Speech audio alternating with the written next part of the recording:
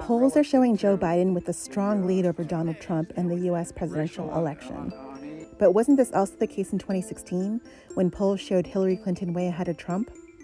Many gave Clinton incredibly high odds of winning, and we all know what happened.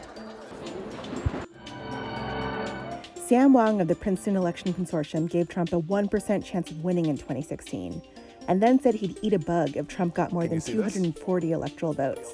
He ended up eating his words, or crickets. Here it goes. So given all this, how reliable are today's polls?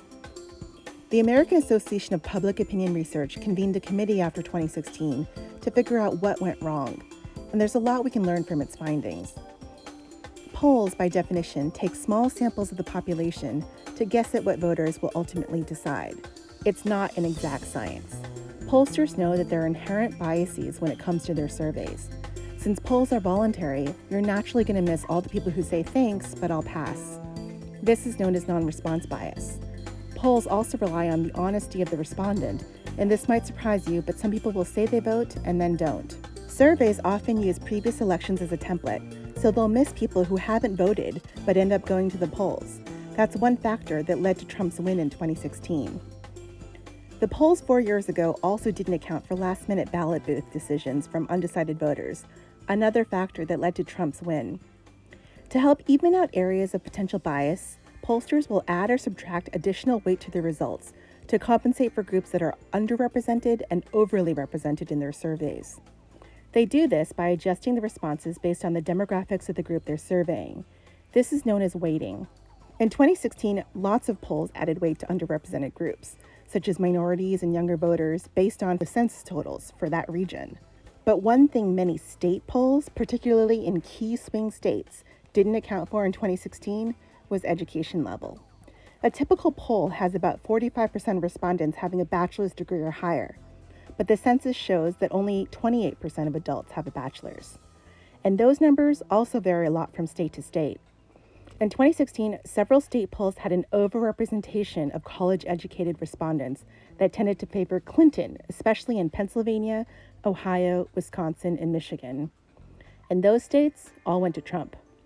What's more, people with less formal education are also less likely to take part in surveys. There's that non-response bias again. On the other hand, national polls, for the most part, did take education into account in 2016. In fact, the Public Opinion Research Association says 2016 national polls were the most accurate in estimating the popular vote since 1936. Clinton won the popular vote by 2 percentage points, and the average national poll had her winning by just 3 percentage points. But state polls were off by 5 percentage points, the largest error in election polling since 2000. Because U.S. presidents aren't elected by a popular vote, the state polls were critical in underestimating Trump's strength in large electoral college states. Another area of confusion in 2016 was understanding the difference between a poll and a forecast. Forecasters take aggregate data from polls and run their own analysis to predict winners, often written in the form of a probability percentage, such as Clinton having a 70% or a 99% chance of winning in 2016. Both seem pretty high, but there's a huge difference between the two.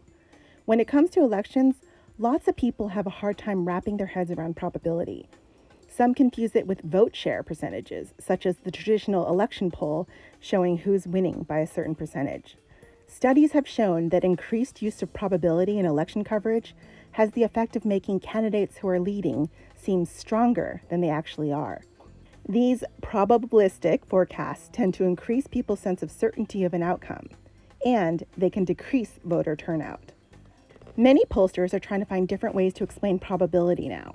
The popular election site 538 now gives their predictions in the form of 100 possible outcomes.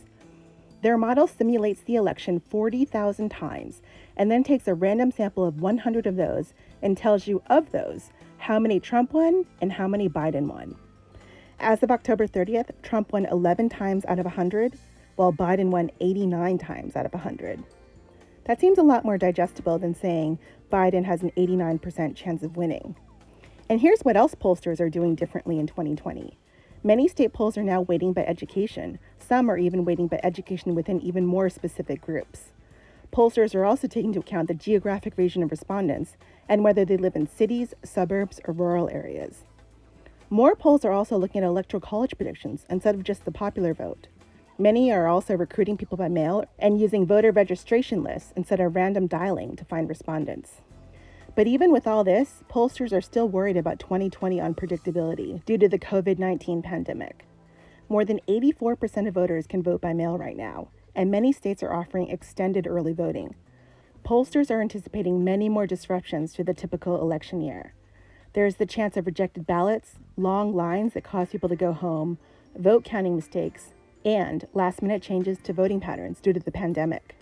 One thing we do know, though, is that of the more than 120 million votes cast in the 2016 election, only 107,000 voters decided the contest in just 3 states.